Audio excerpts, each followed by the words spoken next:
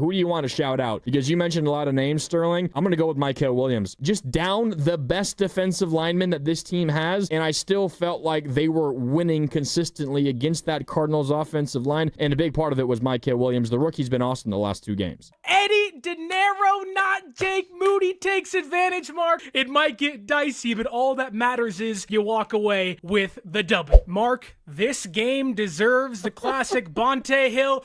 Oh, baby! San Francisco 3-0 atop the NFC West just when it looked like the hope was gone. Oh my the Cardinals get a safety. Dominic Puni gets called for holding. The game's over. I was throwing in the towel. The Cardinals, like they have done the last 2 weeks, they flub it up. They can't close. In San Francisco, Eddie Pineiro, not Jake Moody, takes advantage, Mark. What a great 3 weeks for San Francisco. It might get dicey, but all that matters is you walk away with the W. Yeah, the win. A win's a win, and this is a huge one. It's a division game. 2 teams that are 2-0. You're without your starting quarterback, your all-pro tight end. You lose your all-pro pass rusher in the first half. You had others that were in and out of the lineup. Juwan Jennings did not play in this game.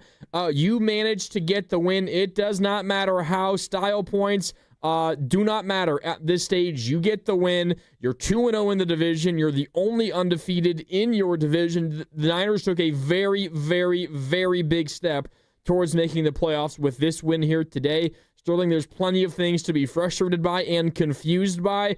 You're talking about feeling like the Niners might have lost this game. It was honestly some just questionable decision-making by some players, by Kyle Shanahan. The Niners are a 3-0 football team. Mac Jones delivered the balls to, his former teammate, Kendrick Bourne, on the final drive. Sky Moore had a catch on that final drive. So did Jake Tonjes. Christian McCaffrey, a big screen that went for 20 yards to get the Niners into comfortable field goal range. And then Eddie Pineiro ends it with a 35-yard field goal. Niners win 16-15. Certainly it kind of felt like it was going to be this kind of football game from the very beginning. There was not a touchdown in this game until early in the fourth quarter.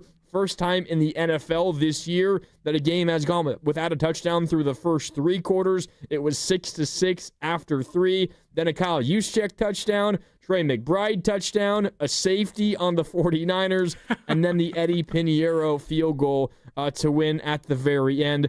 What a win. It's all about taking advantage of that weak schedule. Obviously, the Cardinals pose a different threat than the Saints and the Seahawks do, albeit Seattle's playing really good football as of the last 2 weeks. But if you are San Francisco, these are games you have to win. Get out early because you know the schedule gets tougher as the season goes on, but also get you back to the return of Brock Purdy, the return of George Kittle. Demarcus Robinson comes back next week. Maybe Juwan Jennings comes back next week too. So you're in a good space now as an offense, hopefully to kind of get things moving, because I tell you what, Mark, the Niners offense in this game had me on the ropes. Mac Jones throws the pick late. I'm sitting there like, game's over. Like, this game is cooked.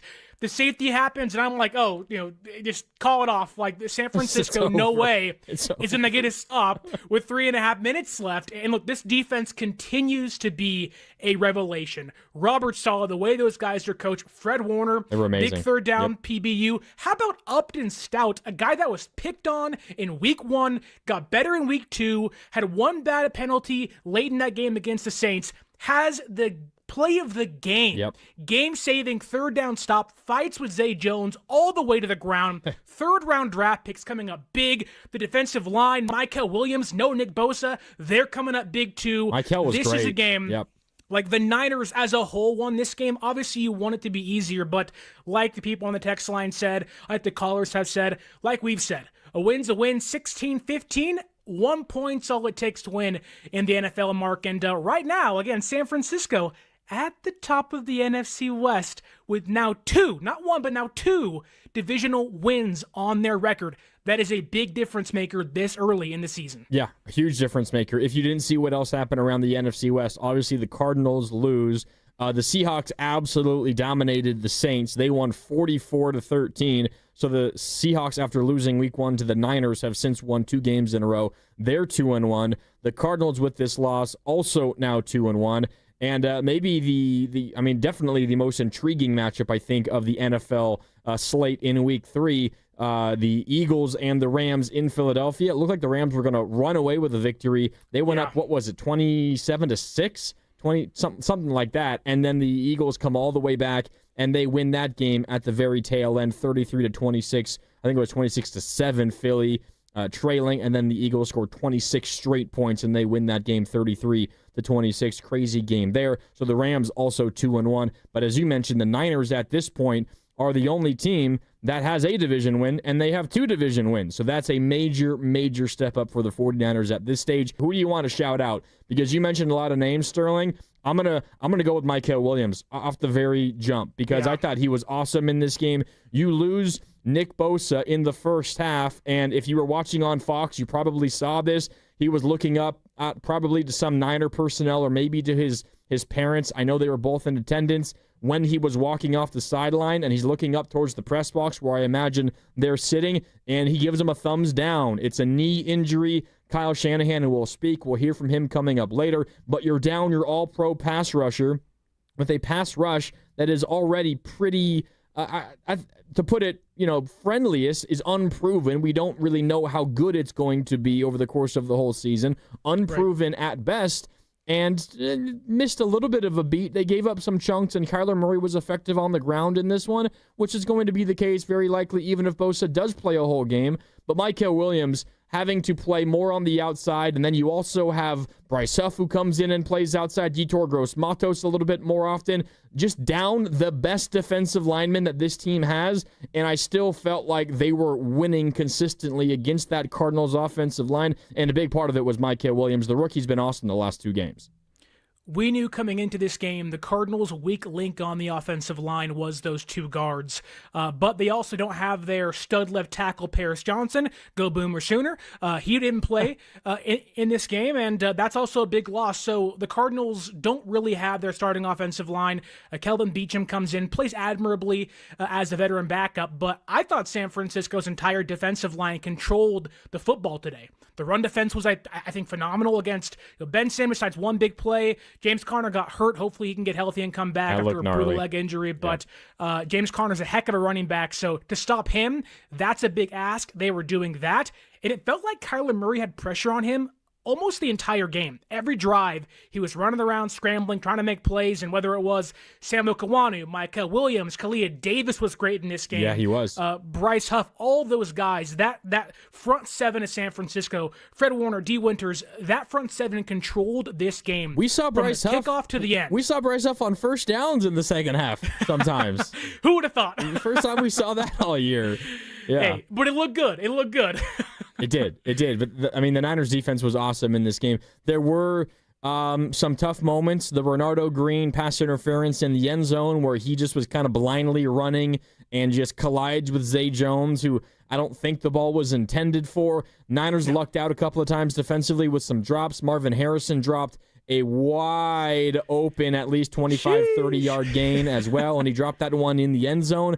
They later, of course, scored, so that one didn't really matter all that much there. There was another drop out in the flat that probably would have turned into a 1st and goal, if not a touchdown as well. The Cardinals had to settle for 3 points on that drive, so they left a couple of points out there, the Cardinals did. The Niners, though, largely still played really good defensively, and kind of similar to what we're talking about defensively, Sterling, with some of the youngsters stepping up, the Mykal Williams play. The near safety, not against the Niners, or not against Mac Jones, but almost against Kyler Murray. That was, correct me if I'm wrong, it was Mykal Williams in on the play, or Alfred Collins, but also Mykal Williams and C.J. West were involved in the pressure on that play. All 3 Niners defensive line rookies were right there and nearly forced that safety. The story of this game for me, Sterling, it's those youngsters, specifically those 3 on the defensive line, and then you look on the offensive side of the football, it's Ricky Pearsall looking like wide receiver 1. You got youngsters winning this football game for the 49ers. We all thought that it would take some time for these young guys to step up, make plays, and yes, there's still plenty of growth that needs to be had.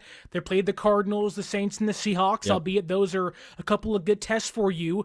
They are by far not finished products. However, when you lose Brock Purdy, when you lose George Kittle, when you lose Juwan Jennings, when you don't have Brandon Aiyuk, you don't have Demarcus Robinson, you lose your starting left guard. That puts so much pressure on the young guys to pick up the veteran presences that are not on the field. Then you lose Nick Bosa in the first half, and it's like, how is this game going to go? And we hope Nick's okay. We hope we can get him back against Jacksonville next weekend. But you're asking a ton from young guys to step up with the better half of your offense off the football field.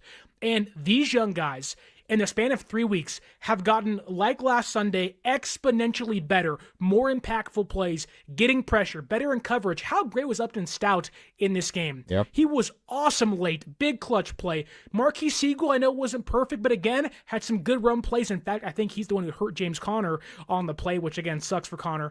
But this young defense has just been so fun to watch. They're flying around, making plays. They're well coached. And they don't seem fazed by big moments because young defenses, on that last drive of the game for the Cardinals, that's where young defenses blink. That's where young defenses don't come through. And they have grown up and matured so much in the span of one off season into 3 weeks of the regular season. I love what I see. I don't know how you watch this defense play and say, they might not be great one day. Like, you're thinking the sky is the limit for how great these young guys are going out there and throwing dudes around, getting sacks, getting takeaways, and it's just awesome. It's awesome to watch as a fan, awesome to watch as someone like you and myself, Mark, on postgame like this. But Niner fans, this defense should have you fired up for how good they are.